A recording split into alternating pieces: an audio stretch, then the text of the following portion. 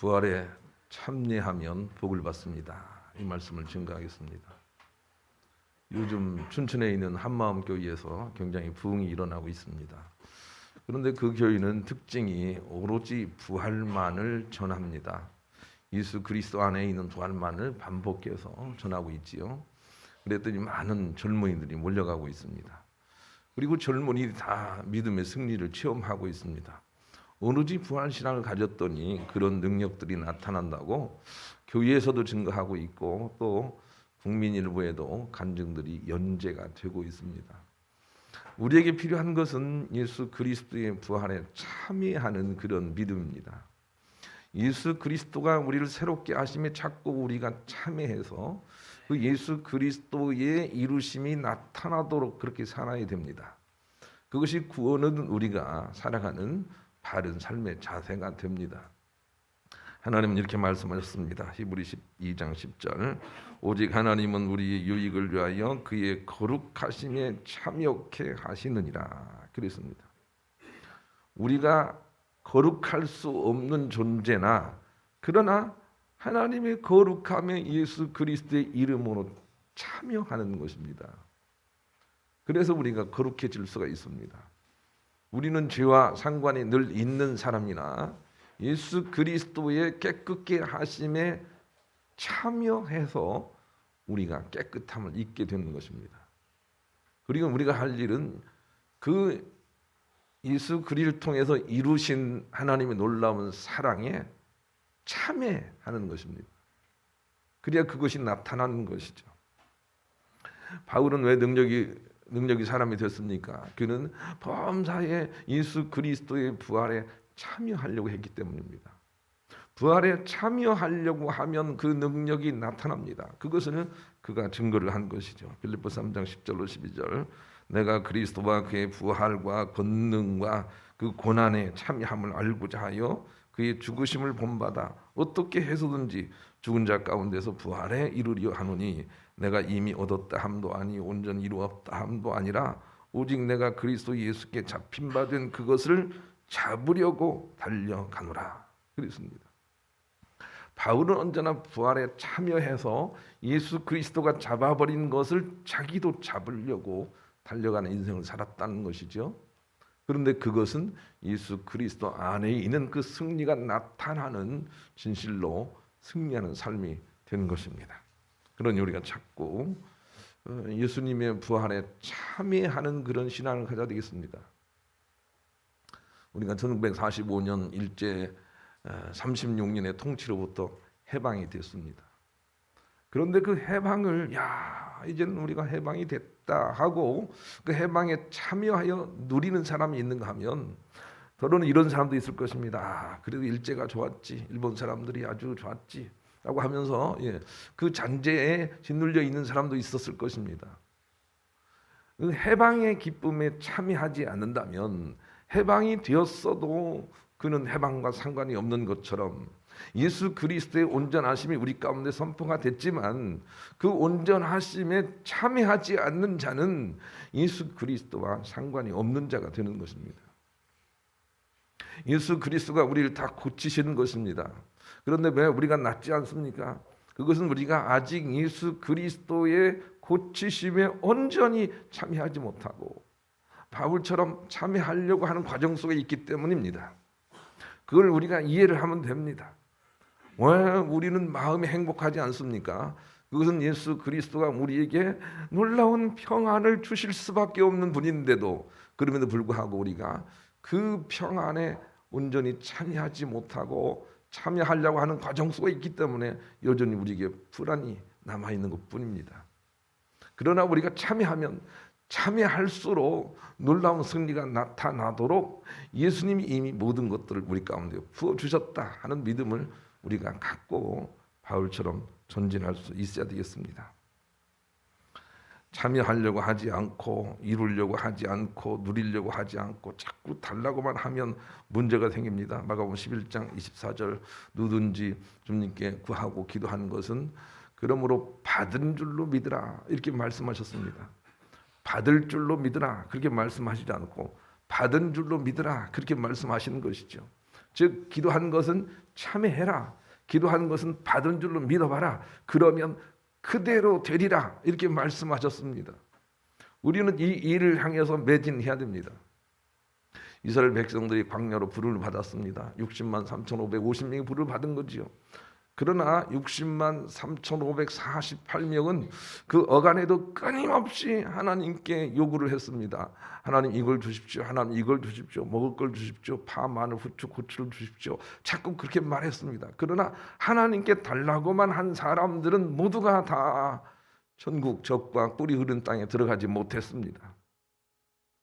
오직 여호수아 갈렙은 이미 주신 줄로 믿고, 이미 허락해 주신 줄로 믿고, 이미 다 준비한 줄로 믿고, 감사함으로 어떤 상황이든 그렇게 주님의 승리에 참여했더니 진실로 적과 꿀이 흐른 땅에로 참여하는 사람이 됐습니다.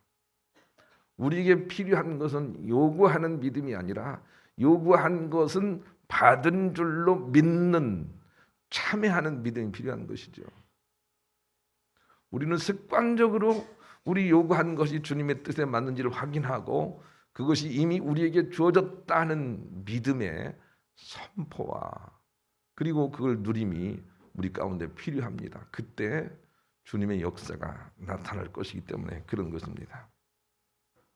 천국은 비록 우리가 살다가 육체의 죽음을 맞이할 순간이 찾아와도 예수님의 부활에 참여하고 있는 생명을 품고 있는 자가 가는 곳이다 라고 하는 것이 오늘 본문이 주는 교훈입니다. 여러분, 얼마 전에 우리 어머니도 돌아가시고 우리 아버지, 장인어른도 다 위기 상황이 있지만 그러나 누구나 다 하나님의 부름 앞에 설 수밖에 없는 순간이 옵니다. 그러나 그때도 예수 그리스도의 부활 생명으로 깨어있는 사람들만이 천년왕국에 들어간다는 것이죠. 우리가 그것을 위해서 크고 작은 훈련들을 하고 있어야 합니다. 왜냐하면 여간에서 그것을 하지 못하기 때문이죠. 그래서 주님의 부활에 참여하는 사람들에게 복이 있다 이렇게 말씀하세요. 오늘 본문 한번 읽겠습니다. 6절 시작. 이 첫째 부활에 참여하는 자들은 복이 있고 거룩하도다. 둘째 사망이 그들을 다스리는 권세가 없고 도리어 그들이 하나님과 그리스도의 제사장이 되어 천년 동안 그리스도와 더불어 왕노릇하리라 그랬습니다. 다른 말로 얘기하면 우리가 좀 잘 죽어야 한다 그런 메시지예요. 우리 육체의 죽음을 잘 맞아야 된다라는 메시지예요. 그래야 우리가 천년왕국에 참여하고 백보자 심판과 상관없이 영생 복락에 들어간다 이렇게 말씀을 하십니다. 여러분 잘 죽으실 자신이 있으세요? 제가 교우들 죽음을 참 많이 보지 않습니까? 그런데 잘 죽으시는 분 별로 없어요. 훈련을 많이 해야 돼요. 준비해야 돼요. 고난을 통해서 죽음을 훈련해야 돼요. 그래야만 우리가 잘 죽을 수가 있는 것입니다.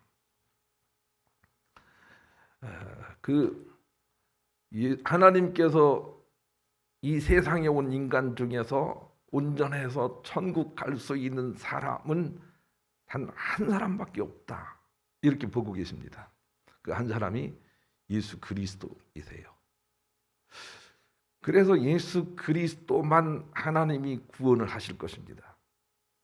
그런데 예수 그리스도의 대속의 은혜로 인해서 예수 그리스도의 지체가 되어서 함께 참여하는 자들도 같이 구원하시기로 한 것입니다. 그래서 우리는 이 예수 그리스도의 몸에 참여하는 자로 우리가 사는 것입니다. 이 부분이 이해가 돼야 됩니다. 우리가 예수 그리스도의 지체가 되어서 그의 몸에 참여하고 있어야 합니다. 그래야만 하나님은 예수 그리스도만을 구원하시는데 우리가 그 지체가 되어서 같이 따라간다 그 말이지요. 그래서 마치 여름날에 감자를 뽑는 것과 같다. 제가 그렇게 설명을 드린 바가 있습니다. 감자를 뽑을 때 삽으로 한번 이렇게 지른 다음에 감자 줄기를 쭉 잡아 뽑지 않습니까? 그때 그 감자 줄기에 단단히 붙어 있는 그런 감자들은 같이 따라 나오게 되는 것입니다. 그런 사람들만 구원으로 나가게 됩니다. 그런데 붙어 있음이 약해서 떨어지는 감자도 있지 않습니까? 그런 감자들은 구원으로 가지 못한다는 것이죠. 이치와 원리가 그와 같습니다. 지금 우리가 해야 될 일은 무엇입니까? 예수 그리스도의 지체가 되어 참여하고 있는 것입니다. 그것이 부활이기 때문에 주님이 이루신 그 놀라운 승리에 참여하고 있는 것이죠. 그래서 단단히 붙어 있으면 이미 우리가 천년왕국을 이 땅에서 체험하고 이 땅에서도 나음과 참복을 체험하는 자가 될 것이다 라고 하는 것이 요한계시록이 우리에게 주는 메시지입니다. 그러니 우리는 찰석같이 우리 주님께 붙어 있어야 합니다. 그것이 바로 예수 그리스도의 부활에 참여하는 것이다. 이렇게 본문을 표현하고 있습니다. 고린도전서 15장 20절로 26절 제가 읽습니다. 그러나 이제 그리스도께서 죽은 자 가운데서 다시 살아나사 잠자는 자들의 첫 열매가 되셨도다. 사망이 한 사람으로 말미암았으니 죽은 자의 부활도 한 사람으로 말미암는도다. 아담 안에서 모든 사람이 죽은 것 같이 그리스도 안에서 모든 사람이 삶을 얻으리라. 그러나 각각 자기 차례대로 되리니 먼저는 첫 열매인 그리스도요, 그 다음에는 그가 강림하실 때 그리스도에게 속한 자요, 그 후에는 마지막이 올 것이니 그가 모든 통치와 모든 권세와 능력을 멸하시고 나라를 아버지 하나님께 바칠 때라. 그랬습니다. 그러니 우리가 지금 해야 될 일은 예수 그리스도의 부활에 찰석같이 붙어 있는 것입니다. 예수 그리스도에게 붙어 있을 때만 소망이 있다고 우리에게 말씀하십니다. 흡사 전쟁통에 아주 소란한 시장 안에서 어머니가 그냥 뭘 이고 막 짊어지고 어머니도 힘들게 걸어가시지만 그럼에도 불구하고 한 손을 내서 자기 사랑하는 아들을 손을 잡고 가는 것 같다고 할 수가 있겠습니다. 힘들고 어렵지만 따라가는 자녀는 어머니 손을 놓쳐서는 안 됩니다. 옆에 좋은 것이 있고 호떡도 있고 도넛도 있고 그것 때문에 잠시 단숨 팔다가 어머니 손 놓쳐버리면 끝장나는 것과 똑같은 것입니다. 우리가 이 좋은 일들이 많은 것처럼 보이는 세상에서 예수 그리스도의 은혜와 그 사랑과 그 부활의 승리에 붙어 있지 않고 떨어진다면 우리는 위험할 수밖에 없는 것입니다. 손을 놓지 말아야 됩니다. 예수 그리스도의 손을 붙잡고 끝까지 살아가시는 여러분 되시기를 간절히 소망합니다. 그런 마음을 가지고 복음성가 486장 우리 같이 부르겠습니다. 그러기 위해서 저체로 용서해 주며 덮어주고 중보하는 등 피스메이커로 살고 있어야 한다는 메시지가 오늘 본문 속에 있습니다. 그 사람은 마치 그리스도와 함께 제사장이 되어라고 하신 말씀과 같은 것이죠. 우리가 그리스도의 제사장이 된다 그랬습니다. 제사장이 하는 일은 무엇입니까? 어떤 사람이 죄를 지어서 주님 앞에 나올 때 그 죄를 회개하는 일을 도와주고 덮어주고 감싸주고 용서를 선포하는 사람, 이게 제사장입니다. 우리가 해야 될 일은 그런 역할을 하고 있어야 된다는 것입니다. 마태복음 18장에 이러한 예가 있습니다. 한 동관이 있었습니다. 그런데 이 동관은 그 나라의 임금에게 물경 6천억이나 되는 빚을 지고 있었습니다. 갚을 길이 없어서 용서를 빌었습니다. 용서해 주세요, 탕감해 주세요 라고 했습니다. 임금은 불쌍히 여기는 마음을 가지고 그의 빚을 탕감해 줬습니다. 그런데 돌아오는 길에 자기에게 600만 원 빚을 진 사람이 빚을 갚지 않고 있는 것을 보고 이 탕감받은 동관이 그 작은 빚을 진 자에게 막 분노하면서 빚을 갚으라고 했습니다. 이 소식을 들은 임금은 괘씸하게 생각을 했습니다. 그럴 수가 있느냐고 생각을 했습니다. 그리고 나서 용서를 선포했던 6천억을 다시 물렸습니다. 너는 탕감받을 자격이 없다라고 한 것입니다. 이 비유를 통해서 우리에게 주시고자 하는 주님의 메시지는 무엇입니까? 우리가 남을 용서하기 전까지는 결코 하나님의 용서가 우리 것이 안 된다는 것입니다. 우리는 하나님의 용서를 받기 위해서 남을 용서해야 합니다. 남이 나에게 지은 죄보다 내가 하나님 앞에서 지은 죄가 더 크다는 것을 알아야 합니다. 그리고 내가 탕감받은 6천억을 생각해서 600만 원 죄를 짓고 빚을 진 사람을 용서해야 합니다. 용서해야 그래야 내가 예수 그리스도의 부활에 참여하고 있는 자가 되는 것입니다. 도와줘야 됩니다. 나눠줘야 합니다. 베풀어줘야 합니다. 섬겨줘야 합니다. 그리고 그들을 위해서 기도해야 됩니다. 이런 사람들만이 붙어있는 증거가 되기 때문에 너희들은 부활에 참여하느냐? 그렇다면 바로 그리스도의 제사장이다. 이런 표현을 쓰면서 그 역할을 우리에게 하기를 원하고 있습니다. 용서하십시다. 옆 사람과 그렇게 인사합시다. 내가 당신을 용서합니다. 용서합니다. 예. 용서해야 용서를 받기 때문에 그런 것입니다. 우리가 예수를 믿고 천국 갈 증거가 무엇입니까? 그것은 분명하게 여러분 마음속에 새겨 놓으십시오. 내가 천국 가겠다 못 가겠다 하는 증거는 예수 믿고 내가 용서하는 마음이 있는지, 원수라도 사랑할 마음이 있는지, 나의 성품에 달려 있다는 것을 잊어버리면 안 됩니다. 사람들은 자꾸 나의 업적에 있다고 생각을 합니다. 주님, 내가 주님의 이름으로 귀신을 쫓아내고 선지자 노릇하고 얼마나 많은 능력을 행했나이까 하고 하나님 앞에서 부르짖는 자가 있었습니다. 주님의 관심은 거기에 있지 않습니다. 예수 믿고 정말 내가 성품이 바뀌었는지, 여기가 예수 믿음의 증거입니다. 성령의 증거는 사랑과 희락과 화평과 온유와 절제와 다 성품적인 것입니다. 업적적인 것이 없습니다. 여러분은 천국 갈만 합니까? 스스로 판단할 수 있습니다. 내가 정말 묘했던 그 사람이 이제는 이해가 되는구나, 불쌍히 여기는 마음이 생겼구나 라고 하는 것이 우리가 천국 갈 수 있는 증거라고 하는 것을 잊지 말아야 되겠습니다. 두 번째는 높은 자존감을 가지고 있어야 부활에 참여할 수 있다 하여 왕이라는 메시지를 줍니다. 본문 6절 읽겠습니다. 왕이라는 걸 찾아 읽습니다. 시작. 이 첫째 부활에 참여하는 자들은 복이 있고 거룩하도다. 둘째 사망이 그들을 다스리는 권세가 없고 도리어 그들이 하나님과 그리스도의 제사장이 되어 1000년 동안 그리스도와 더불어 왕 노릇하리라. 이렇게 말씀하셨습니다. 우리가 컨닝을 하지 않기 위해서는 내가 컨닝을 할 사람이 못 된다라는 자존감이 있지 않고는 컨닝을 하게 됩니다. 내가 도적질을 하지 않기 위해서는 내가 도적질을 한 그런 입장의 사람이 아니라는 높은 영적 자존감이 있어야만 그것을 안 할 수가 있는 것입니다. 그래서 예수 그리스도와 함께 왕처럼 사는 영적인 자존감이 없으면 마귀사나 미혹에 우리가 넘어간다, 그렇게 말씀을 하고 계시는 거죠. 그러니 아주 높은 영적인 자존감이 우리 가운데 필요합니다. 로마서 8장 17절. 자녀이면 또한 상속자 곧 하나님의 상속자요 그리스도와 함께한 상속자니 우리가 그와 함께 영광을 받기 위하여 고난도 함께 받아야 될 것이나 그랬습니다. 우리가 하나님의 상속자입니다. 저는 우리 어머니 아버지에게 물려받은 게 없거든요. 그렇게 됐어요.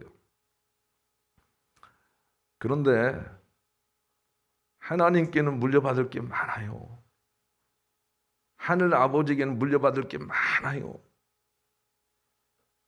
그 상속을 생각해 보고 영적 자존감을 가지고 이 세상의 적은 돈에 대해서 우리가 담대함이 생겨야 됩니다. 돈에 대해서 담대함이 생겨야 됩니다. 그래야만 우리가 주님께 붙어 있을 수 있습니다. 부활에 참여할 수 있습니다. 우리는 돈에 대해서 마음 쓰고 두려워해야 될 입장에 있는 사람들이 아닙니다. 우리는 하나님의 유업을 물려받을 사람들입니다.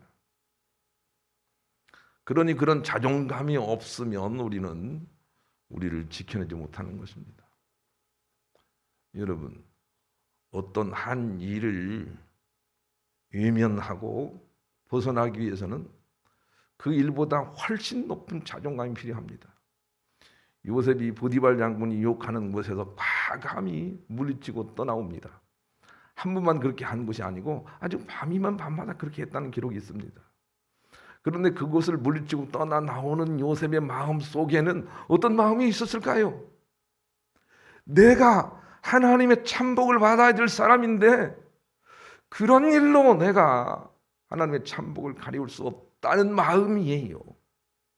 그 마음이 없으면 대번에 그냥 하나님이 이 여자를 통해서 나에게 복을 주려나 보다 라고 생각하고 넘어가 주는 것입니다. 그보다 더 높은 자존감이 우리 가운데 필요해서 왕같은 이라는 표현을 쓰고 있습니다. 부활절을 맞이해서 조금 재미있는 얘기를 하나 하고 싶습니다. 여러분, 재미없어도 속으로 웃어주세요. 어떤 한 정신병자가 있었습니다. 이 정신병자는 자꾸 자기가 자기를 쥐라고 하는 것입니다. 나는 쥐야, 쥐. 그래서 쥐의식을 가지고 있습니다. 그래서 항상 이렇게 피하고 이렇게 사람들에게 이렇게 쥐의식을 가지고 눌리는 그런 의식을 가지고 있어서 정신병원에 들어가는 것입니다. 정신병원의 의사들이 힘써서 너는 쥐가 아니고 사람이다. 만물의 영장이다. 사람이다. 라고 가르치는 것입니다. 그래서 사람이라는 의식이 생겼습니다. 그래서 사람이라는 의식 때문에 병원 안에서 누구도 두려워하지 않는 그런 믿음이 생긴 것입니다. 그래서 이제 됐다. 너는 이제 병원에서 나가야 되겠다 하고 나가다 병원으로 다시 돌아왔다는 것입니다. 왜 병원으로 돌아왔느냐라고 의사가 물으니까 이 환자가 하는 말이 병원 앞에 보니까 고양이 한 마리가 있어 들어왔다는 것입니다. 너 사람인데 왜 두려워서 돌아왔느냐? 그랬더니 하는 말이 내가 사람인 건 아는데 고양이도 내가 사람인 거 알까요? 그랬다는 거예요. 이 사람은 자존감이 정말로 높아진 게 아닙니다. 그 안에서만 높아진 것입니다. 세계 속에서 높아진 게 아닙니다. 많은 사람들 속에서까지 높아진 게 아니었던 것입니다. 자존감이 낮으면 우리는 부활에 참여할 수 없습니다. 높은 하나님의 아들의 자존감이 우리 가운데 필요한 것입니다. 좋은 생각에 평범한 농사꾼인 더비라는 사람의 얘기가 있었습니다. 어느 날 이렇게 농사일을 하고 있는데 옆집에서 심부름 온 소녀가 하나 이렇게 와서 자기가 하는 말이 우리 어머니가 50센트를 받아오라고 하시네요 라고 그렇게 말을 했습니다.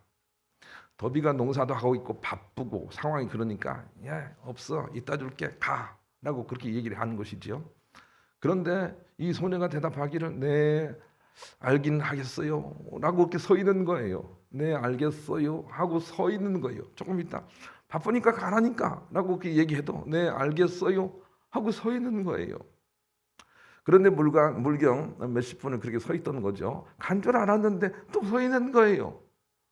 그래서 화를 내면서 내가 줄 수 있는 상황이 아니란다 가라 그랬는데 이 젊은 소녀가 어린 소녀가 말하기를 예 알겠어요 하여튼 우리 어머니가 50센트 받아오라고 하셨어요 라고 그렇게 말했다는 거예요.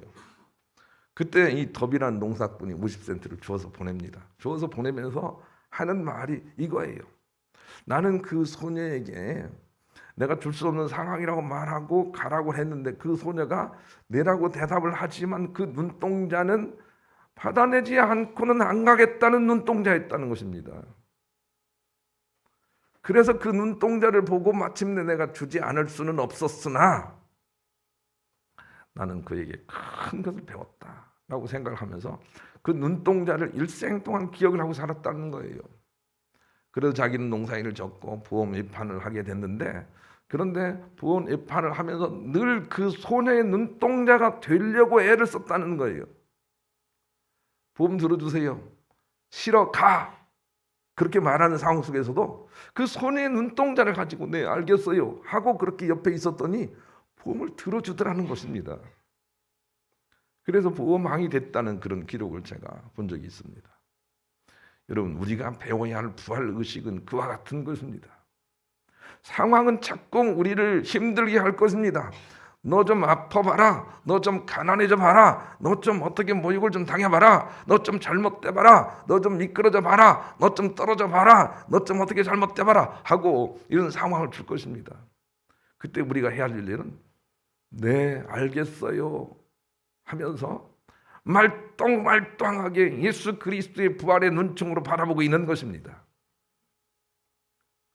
그것이 부활에 참여하는 믿음이 될 것이고, 부활에 참여한 사람들은 천년왕국에 참여할 것이고, 천년왕국에 참여하는 사람들은 예수 그리스도와 함께 다 양보는 하지만, 제사장처럼 다 양보는 하지만 그러나 왕노릇하며 살 것이다, 이렇게 말씀하시는 것입니다. 그러니 우리가 범사의 부활에 참여하는 믿음을 가져야 됩니다. 부활에 참여하십시오. 예수 그리스도의 부유에 참여하십시오. 예수 그리스도가 우리를 죄사했다 나가는 것에 참여하십시오. 예수 그리스도가 우리를 고치셨다 하는 것에 참여를 하십시오. 자꾸 참여하면 결국은 악한 영들이 건강과 부유와 그리고 승리를 주고 떠나가 버릴 것입니다. 이것이 부활에 참여하는 자의 축복이라고 말씀해 주십니다.